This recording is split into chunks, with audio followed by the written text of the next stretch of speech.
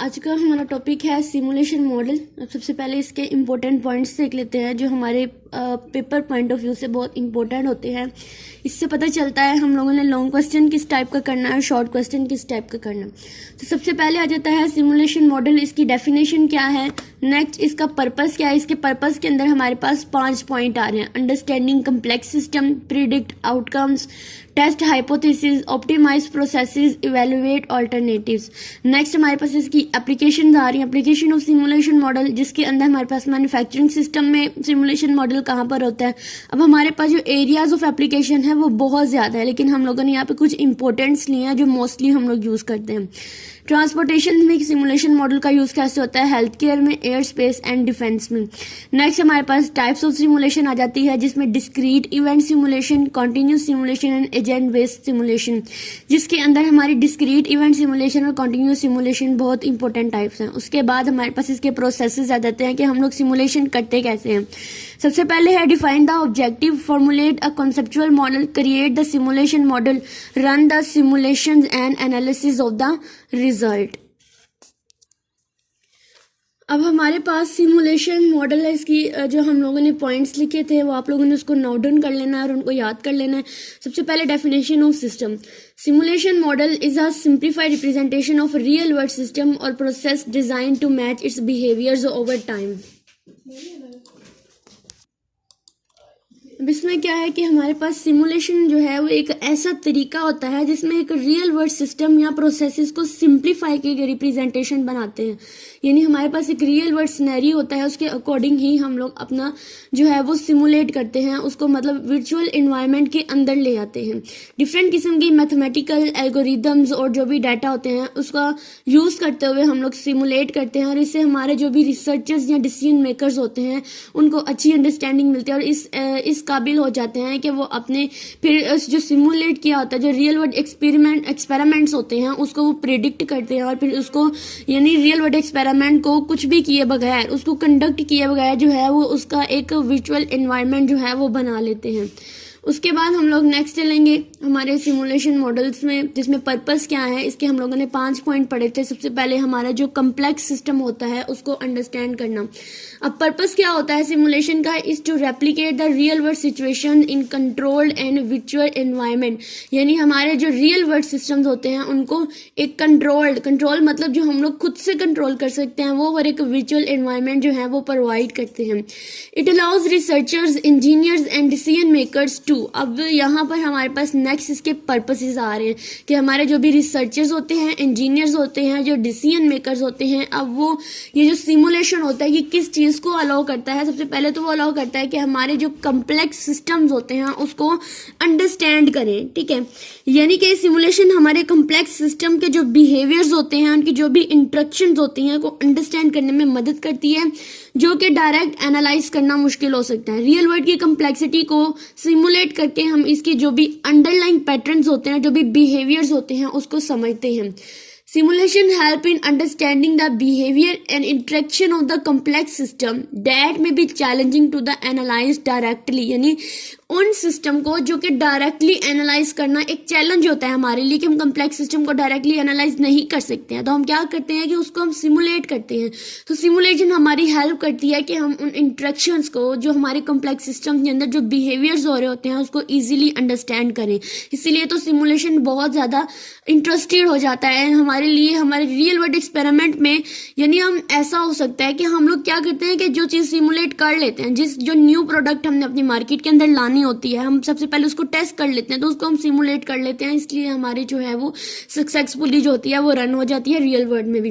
Next आ जाता है predict outcomes. यानी इसका मतलब क्या होता है कि सिमुलेशन के थ्रू हम एक सिस्टम की पॉसिबल आउटकम्स और परफॉर्मेंस को वेरियस कंडीशंस के तहत जो है वो एस्टिमेट कर सकते हैं अपने जो एक्चुअल रियल वर्ल्ड एक्सपेरिमेंट होते हैं उनके बगैर। इससे हमें क्या मदद मिलती है, इससे हम क्या प्रेडिक्ट कर सकते हैं कि सिस्टम जो है वो किस तरह से रिस्पॉन्ड करेगा और डिफरेंट सिचुएशंस में। यानी हमारे पास डिफरेंट सिचुएशंस में हमारा जो सिस्टम है वो रियल वर्ल्ड एक्सपेरिमेंट की ज़रूरत के बगैर जो है वो हम किस तरह से जो है वो हमें रिस्पॉन्स करेगा, यानी इसकी पॉसिबल आउटकम जो है वो क्या अच्छे से रन हो रही हैं हम जब सिमुलेशन को रन करते हैं। उसके बाद पर्पस ऑफ सिमुलेशन में जो नेक्स्ट थर्ड पॉइंट आता है वो आ जाता है टेस्ट हाइपोथेसिस। अब सिमुलेशन हाइपोथेसिस और डिफरेंट सिनेरियोज को टेस्ट करने की जो है वो हमें सिमुलेशन इस चीज़ की अलाउ करता है, हमें इनेबल करता है कि हम लोग इनको टेस्ट करें। अब इसका टेस्ट करने से क्या होता है कि इससे हम लोग एक्सप्लोर कर सकते हैं कि सिस्टम में जो चेंजिंग्स या इन्वॉल्वमेंट, अगर सिस्टम के अंदर किसी चीज़ को हमने इन्वॉल्व किया है या किसी इफेक्ट को चेंज किया है तो ये एक्सप्लोर करता है कि ये इसके अंदर क्या क्या चेंजिंग आई है और इसकी इन्वॉल्वमेंट से क्या चेंजिंग आई है और इसके अगर इफेक्ट्स को हमने चेंज किया तो फिर क्या हमारे पास आया है। तो ये हमारे पर्पस ऑफ सिमुलेशन में टेस्ट हाइपोथेसिस, यानी हमें टेस्ट बनाना, उसकी हाइपोथेसिस करनी है। फिर optimising the process, it aids in optimising improving process operation and design by identify blockage useless और पोटेंशियल इम्प्रूवमेंट्स। अब इसमें हमारे पास जो ऑप्टिमाइज प्रोसेस होता है, इसका मतलब होता है हमने अपने प्रोसेस के अंदर जितने भी ऑपरेशंस होते हैं, जो भी डिजाइन किया होता है अपने सिस्टम्स को, उसमें कहाँ पर क्या क्या चेंजिंग्स आई है उस चीज़ के बारे में जो है वो हम लोग इसको ऑप्टिमाइज करते हैं अपने प्रोसेस को। हमारे जो भी हम लोगों ने चीज़ बनाई है, जो भी प्रोडक्ट बनाया है, उसमें ब्लॉकेजेस कहाँ पर हैं और उसका यूज़ नहीं करना, हमारी इंप्रूवमेंट्स कहाँ पर हमने करनी, इस चीज़ को आइडेंटिफाई करता है हमारे ऑप्टिमाइज प्रोसेस। उसके बाद एवेलुएट द ऑल्टरनेटिव्स, यानी अगर कोई चीज़ अच्छी नहीं बनी है तो हम क्या करते हैं, उसका अल्टरनेट बना देते हैं, यानी कोई दूसरी भी बना देते हैं, कंपेयर कर देते हैं उसको। Simulation allow comparison different strategies और option to choose the most effective और कॉस्ट एफिशिएंट जो है वो इसका, यानी इसको किसी और चीज़ के साथ भी कंपेयर करके देखता है। नेक्स्ट हमारे पास सिमुलेशन की एप्लीकेशंस आ रही हैं। ये मेरे पास पहले भी एक वीडियो बन चुकी है, उसके अंदर भी आप लोग देख सकते हैं, वो मैंने बुक से बनाई थी। तो यहाँ पर एप्लीकेशंस का मतलब हमारे सिमुलेशन मॉडल जो है वो हम कहाँ पर बना सकते हैं। तो सबसे पहले मैन्युफैक्चरिंग्स में simulation help optimise production process, analyse work flow and prediction leading to increase the efficiency and reduce the production cost. कि ये मैन्युफैक्चरिंग के अंदर हमारे पास क्या यूज हो रहा है इसका, इस चीज के बारे में हम लोगों ने सिमुलेशन एप्लीकेशन है वो इस एरिया पे अप्लाई की है। उसके बाद ट्रांसपोर्टेशन में, जिसमें हम लोग अपनी ट्रैफिक फ्लो को ऑप्टिमाइज कर सकते हैं और जो भी न्यू इंफ्रास्ट्रक्चर प्रोजेक्ट होता है उसकी जो भी इम्पैक्ट होता है, उस पर जो भी असरात होते हैं उसको असेस कर सकते हैं। ठीक है, नेक्स्ट हमारे पास आ जाता है हेल्थ केयर में। अब हेल्थ केयर में हम सोच रहे होंगे हेल्थ केयर में हम सिमुलेशन का यूज कैसे करते हैं। तो सारी बात है, जब हम हॉस्पिटल बनाते हैं तो उसका भी तो कोई ना कोई प्रोजेक्ट बनाते हैं, उसका भी तो कोई ना कोई हम लोग सिमुलेट मॉडल बनाते हैं।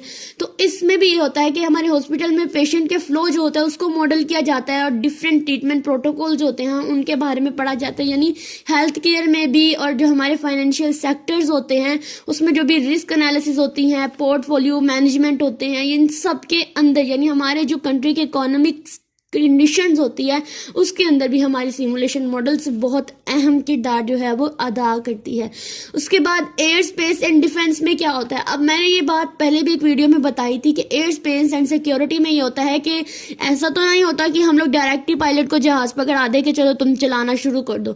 सबसे पहले उसे भी सिमुलेशन एरिया के अंदर रखा जाता है, उसको एक वर्चुअल एनवायरनमेंट प्रोवाइड किया जाता है, उसे ट्रेनिंग दी जाती है पहले, फिर ही उसे ये चीज़ें जो है वो पकड़ाई जाती है। इसी तरह मिलिट्री सिस्टम में पूरे के पूरे में, यानी आप ये कह सकते हैं कि दुनिया के हर जगह में, हर काम में, हर प्रोजेक्ट में हमारा जो सिमुलेशन है वो बहुत इंपॉर्टेंट है।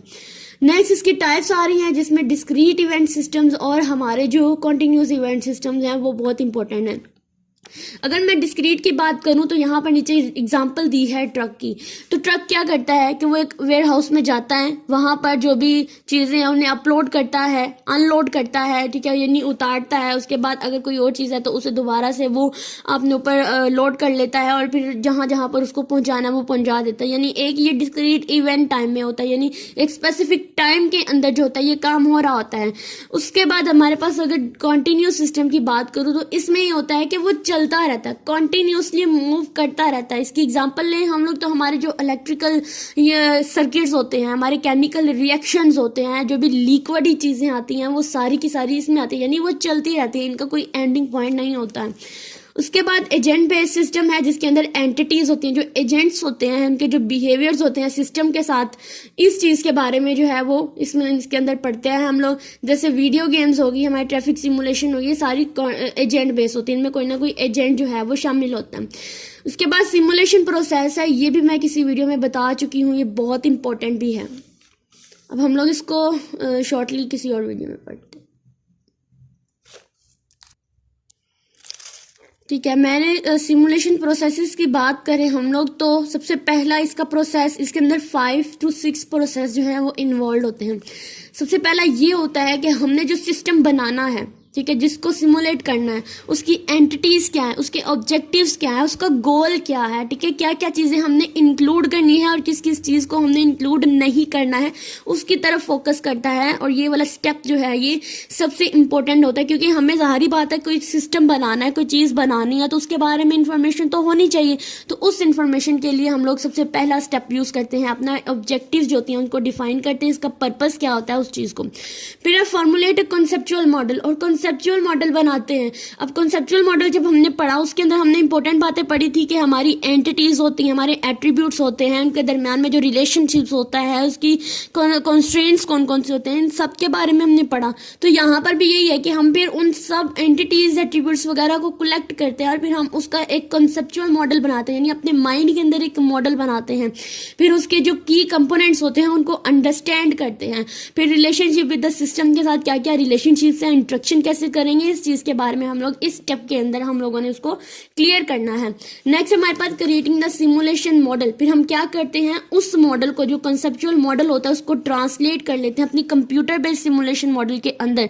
यानी फिर हम लोग वो सारी एंटिटीज, सारे एट्रीब्यूट, सारे इंटरेक्शन सबको कलेक्ट कर लेते हैं और फिर उसके ऊपर सिमुलेशन अप्लाई करते हैं, उनको एक विजुअल एनवायरनमेंट प्रोवाइड करते हैं। हम लोग अपनी mathematical equations, algorithms, data structure, इन सब का यूज करते हुए हम क्या करते हैं, उसको एक जो है वो विजुअल एनवायरनमेंट जो है वो प्रोवाइड करते हैं। और फिर देखते हैं कि इसके लिए कौन कौन से टूल्स यूज होने हैं, कौन कौन से सॉफ्टवेयर अवेलेबल हैं जिनके ऊपर हम लोग ये काम कर सकते हैं। ठीक है, अब मैं ये पूरा कराने के बाद आपको सबसे इंपॉर्टेंट एग्जांपल जो है वो समझाऊंगी। अब यहाँ पे डाटा कलेक्शन एंड वैलिडेशन, यानी फिर हमने जो डाटा कलेक्ट किया होता है, जितने भी पैरामीटराइज या डाटा किया होता है, उसको हम लोग सिमुलेशन मॉडल के अंदर वैलिडेट करते हैं कि क्या ये, वैलिडेट का मतलब होता है कि क्या ये हमारी यूजर की रिक्वायरमेंट्स के अकॉर्डिंग ही है, कि ये हमारे रियल वर्ल्ड बिहेवियर्स के साथ रिप्रेजेंट हो रही है, कि ये उसका ही एक सिनेरियो पेश कर रही है। ठीक है, इस चीज़ को हम लोग डाटा कलेक्शन एंड वैलिडेशन के अंदर पढ़ते हैं। फिर हमारे पास आ जाता है रन द सिमुलेशन। फिर हम इस सिमुलेशन को रन करके देखते हैं, इसके ऊपर हम लोग क्या करते हैं, सिमुलेशन करते हैं। फिर हम लोग क्या करते हैं, इसके ऊपर डिफरेंट डेज में, यानी लिखा हुआ है simulation can take from second to days और इवन लॉन्गर टू कंप्लीट, यानी ये कुछ ज़्यादा टाइम भी ले सकता है या फिर 1-2 दिन के अंदर भी कंप्लीट हो सकता है। इसके अंदर भी हम उसके ऊपर अप्लाई करते हैं कि क्या ये वाकई में ये रन हो रहा है। ठीक है, यानी अगर हम इसको रियल वर्ल्ड में करेंगे तो क्या ये वाकई रियल वर्ल्ड जैसा हमें पेश आ रहा है। उसके बाद एनालिसिस ऑफ रिजल्ट, यानी हमारे जितने भी रिजल्ट्स आए हैं, जो भी रिजल्ट निकले हैं, उसको फिर हम एनालाइज करते हैं, उसकी आउटपुट को देखते हैं। जैसे हम लोग कंप्यूटर के अंदर इनपुट देते हैं और हमें आउटपुट मिलता है, फिर हम उस आउटपुट को एनालाइज करते हैं कि क्या ये हमारी रिक्वायरमेंट्स के अकॉर्डिंग ही हमें आउटपुट दे रहा है। तो इसके अंदर भी हम लोग उन रिजल्ट्स को एनालाइज करते हैं, फिर उसको रियल वर्ल्ड डाटा के साथ जो है इस रिजल्ट को कंपेयर करके देखते हैं। अब मैं इसकी सबसे इंपॉर्टेंट एग्जांपल देती हूँ आपको, सिस्को पैकेट ट्रेसर नेटवर्क की एग्जांपल। ठीक है, अब नेटवर्किंग में क्या होता है, हमारे पास डिफरेंट कंप्यूटर्स चाहिए होते हैं हमें। ठीक है, नंबर ऑफ कंप्यूटर चाहिए होते हैं, फिर उन सबको हम आपस में जब कंबाइन करते हैं, यानी कॉम्बिनेशन करते हैं, उनको कनेक्ट करते हैं आपस में, तो हमारे पास एक नेटवर्क बनता है। ठीक है, जैसे मैं आप लोगों को यहाँ पर समझाती हूँ। ये देखें, एक मेरे पास जो है ये सिस्टम है। ठीक है, एक ये कंप्यूटर है, एक ये कंप्यूटर है, इसी तरह का एक और कंप्यूटर, समझ लो मेरे पास 3 से 4 कंप्यूटर है। मैं इन सब कंप्यूटर्स को आपस में जोड़ दूंगी तो मेरे पास क्या होगा, ये मेरे पास एक नेटवर्क होगा। ये सारे एक दूसरे के साथ शेयरिंग कर सकेंगे, सारे एक दूसरे के साथ चीज़ें ट्रांसफर कर सकेंगे इजीली। तो अब बात यहाँ पर ये आती है कि मेरे पास तो अगर मैं यहाँ पर अकेली बैठी हूँ, लेट्स सपोज मैं घर में बैठी हूँ, मेरे पास एक ही पीसी है, तो मैं क्या करूँगी, मैं ऐसे टूल्स का यूज़ करूँगी, ऐसे सिस्टम्स का यूज़ करूँगी जो मुझे ये बनाने में हेल्प करेंगे। तो मेरे पास एक सॉफ्टवेयर मुझे मिलता है सिस्को पैकेट ट्रेसर, जिसके अंदर नंबर ऑफ पीसीज हैं, जितने चाहूँ मैं पीसीज ले सकती हूँ, जितने चाहूँ मैं इनके दरम्यान में नेटवर्क बना सकती हूँ।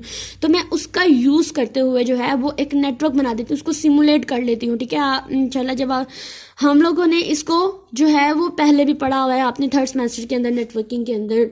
ठीक है, तो आपको इस चीज़ से ज़्यादा अच्छा अंदाज़ा होता होगा कि कैसे, हमें तब तो नहीं पता चल रहा होगा सिमुलेशन क्या होती है क्या, लेकिन इस चीज़ का हमें अंदाज़ा अब आकर होता है कि सिमुलेशन जो थी वो इसी चीज़ के लिए थी। ठीक है, अब देखो उसके अंदर अगर मैं ये सारे प्रोसेसेस को दोहराऊं तो सबसे पहले हमारे पास क्या आ जाता था कि हम लोगों ने जो डाटा कलेक्ट किया होता है। ठीक है, फॉर एग्जांपल मैंने यहाँ पर क्या किया कि मैंने सबसे पहले एंटिटीज एट्रीब्यूट्स जो हैं वो सबको कलेक्ट कर लिया। ठीक है, मेरे पास कौन कौन सी थी उनको एनालाइज कर लिया, फिर मैंने उसका एक कॉन्सेप्चुअल मॉडल बना लिया, फिर मैंने इस मॉडल को क्या किया, रन करके देखा, रन द सिमुलेशन किया, फिर जो भी मेरी आउटपुट आई थी तो वो मैं क्या करूँगी कि मैं देखूंगी कि क्या वो रियल सिस्टम जैसी आउटपुट है। तो ये हमारे पास सबसे बेस्ट एग्जाम्पल है हमारी नेटवर्किंग की एग्जाम्पल सिमुलेशन के अंदर।